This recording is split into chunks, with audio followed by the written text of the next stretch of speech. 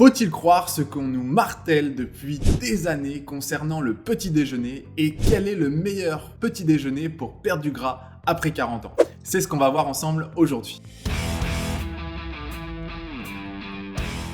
Et si tu ne me connais pas encore, je m'appelle Pierre, je suis cofondateur de Papa in Shape et avec mon ami Thomas et une équipe composée d'hommes incroyables, on accompagne les papas à retrouver leur poids de forme pour de bon et sans se priver. Nous sommes indépendants des lobbies agroalimentaires et pharmaceutiques, donc les infos que tu retrouves sur cette chaîne sont toutes issues de notre expérience et celle des papas qu'on accompagne. Donc si cette thématique t'intéresse, abonne-toi, c'est gratuit, ce serait bête de s'en priver. Le jus d'orange, les céréales, le pain, le beurre, la confiture, le lait, bref, un bon petit déjeuner français riche en glucides pour faire soi-disant le plein d'énergie. C'est ce que nous font croire les lobbies agroalimentaires depuis des décennies. Et c'est probablement l'une des raisons qui t'empêche de perdre du gras efficacement. Car tout ce que tu obtiens avec ce genre de petit déjeuner, c'est des crashs d'énergie, une sensation de faim en milieu de matinée, des inflammations du pancréas et des risques de diabète de type 2. Alors tu vas tout de suite me dire, ok Pierre, mais je dois prendre quoi au petit déjeuner ? Et je vais y venir dans un instant. Et ce que je vais te partager dans cette vidéo, c'est exactement ce qu'ont appliqué les nombreux Papa in Shape qu'on a accompagnés pour perdre leur gras du ventre et ne plus jamais le reprendre. J'ai déjà perdu 5 kilos après 6 semaines, donc je suis tombé à 78 kilos. J'ai déjà perdu 4 kilos. J'ai perdu 6 kg 3 et 5 cm de tour de taille. Je suis à 75 kg, mais j'ai surtout stabilisé mon poids. J'ai fait ma première longue course le week-end dernier, à 16 km, et là j'ai pris un plaisir de folie, c'était vraiment génial. J'avais la pêche, je pouvais attaquer dans les côtes. Bon, c'est sûr que je me suis affiné.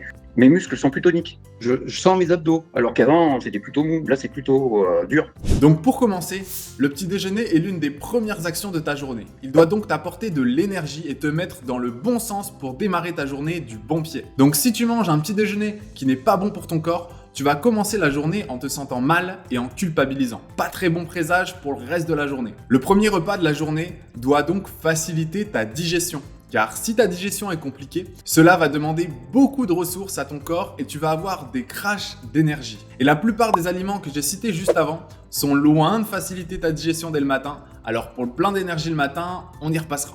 L'une des solutions répandues et à la mode pour ça, c'est le jeûne intermittent. Jeûner est très bon, cela permet au système digestif de souffler et de se réparer s'il est fragilisé. Mais attention, ce n'est pas à faire tous les jours, parce qu'avant de nous rejoindre, des dizaines de papas nous ont partagé faire ça tous les matins et qu'ils se sont sentis complètement affaiblis avec le temps. Et c'est normal, parce que ça ralentissait leur métabolisme. Donc maintenant qu'on s'est rappelé que le petit déjeuner donne le ton sur notre journée, tu peux t'imaginer l'effet que ça a sur toi de commencer ta journée avec du sucre. Parce qu'on sait tous que le sucre appelle le sucre. Si tu commences ta journée avec du sucre, tu multiplies énormément tes chances d'avoir envie de sucre tout au long de la journée. Et donc, pas top pour éviter d'accumuler du gras. Parce qu'en commençant avec du sucre, tu réduis ta sensibilité gustative au sucre. En effet, ton corps a une grande capacité d'adaptation. Donc si tu l'y habitues dès le matin, il aura besoin de plus en plus de sucre pour ressentir le goût sucré. Tu peux faire le test chez toi, de manger un fruit sans n'avoir rien mangé de sucré avant ta journée. Et d'en manger un autre jour, alors que tu as mangé des bonbons juste avant. Tu verras que le fruit que tu as mangé sans rien avant te paraîtra beaucoup plus sucré que celui que tu as mangé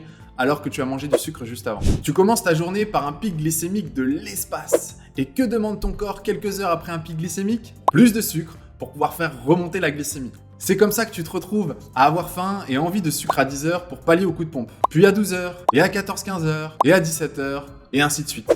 Tu l'as compris, le sucre, les céréales et tout ce qui est prôné dans les publicités ne sont pas du tout tes amis pour avoir le plein d'énergie pendant ta journée. Je dois te confier que pour moi qui prenais un petit pain au chocolat tous les matins, je n'y aurais jamais cru. Mais me déshabituer du sucre le matin a été beaucoup plus facile que ce que je pensais, comme c'est le cas des centaines de Papa in Shape qu'on accompagne. Après, il y avait une habitude alimentaire qui m'a bien plu. Moi, j'ai vraiment accroché là-dessus. C'est que j'ai pris le matin de faire du lait de soja avec le shake de protéines. Cette habitude-là m'a changé la vie. Parce que là, j'ai le sentiment de satiété qui arrive rapidement. Je pense que la modification au niveau du petit déjeuner a été vraiment, pour moi, c'est ce qui a été le plus marquant. Non, ce que j'ai apprécié, c'est les recettes. C'est vrai que j'ai bien découvert les recettes, notamment le petit déjeuner, et puis après le déjeuner, c'est intéressant. Alors, quel petit déjeuner dois-tu réellement prendre pour bien démarrer ta journée et perdre du gras ? D'abord, je te recommande d'attendre une petite heure avant de petit déjeuner, pour laisser le temps au corps de se réveiller tranquillement. Par exemple, le café sucre dès le réveil fausse complètement ton processus naturel du réveil. Cependant, boire un verre d'eau pour t'hydrater dès le réveil est une très bonne habitude à prendre. Ensuite, on va composer notre petit déjeuner de fibres, de lipides et de protéines. Et oui, Pas de glucides le matin, car manger des glucides le matin, c'est la plus mauvaise chose à faire pour les raisons qu'on a expliquées juste avant. Le sucre qui appelle le sucre, le pic de glycémie qui va entraîner un crash dans la matinée et à long terme des risques de diabète de type 2. Avoir le bon état d'esprit et bien démarrer ta journée en étant fier de toi dès le début de ta journée. Et une petite voix te dit peut-être encore « Mais je croyais qu'il fallait faire le plein d'énergie pour la journée ».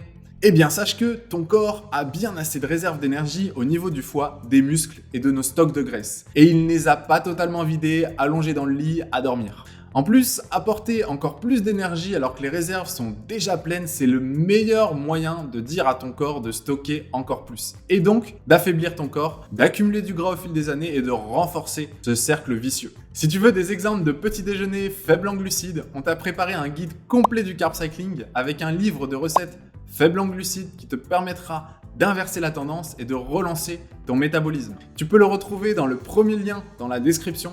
Et parce que tu es allé au bout de cette vidéo et que tu as l'air déterminé à passer à l'action, on t'offre ce guide gratuitement pendant quelques jours. Alors réclame ton exemplaire offert et clique sur le lien juste en dessous.